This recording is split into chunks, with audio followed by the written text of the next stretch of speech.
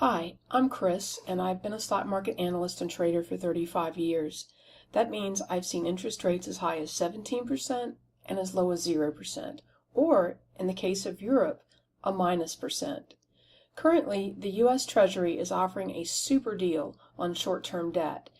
You can get a Treasury bill that pays 2% more than that same term CD at a bank, and all risk-free.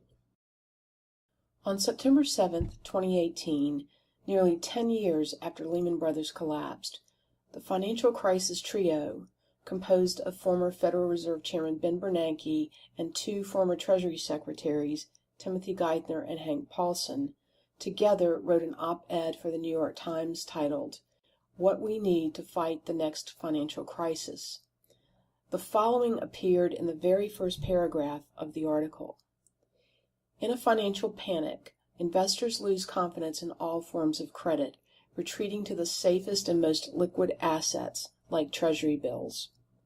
The next chart illustrates this very point.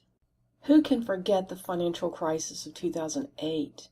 Things were headed downhill in 2007, but the wheels flew off the wagon when Lehman Brothers collapsed.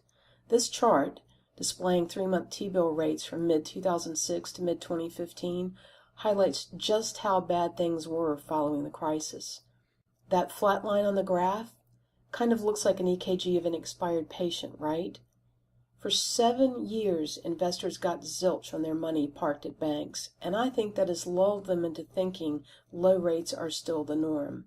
But the next chart tells a different story. As you can see, T-bill rates spiked in mid-March 2017 and have been inching higher ever since. Over the last 20 months, the interest rate on a 3-month T-bill has risen from 0.538% to 2.13%. Now, that may not seem like a big deal, but in percentage terms, that's a whopping 285% move. So why haven't yields on short-term CDs kept pace with T-bills?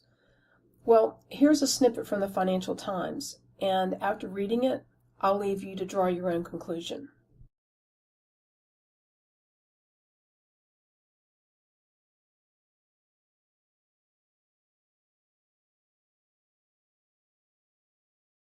If you're a big depositor, more than likely you can negotiate a higher rate with your bank, but if not, then T-bills might be a better option. So take advantage of those higher rates the U.S. Treasury is offering now, and tune into my 2-part series on how to buy a T-bill.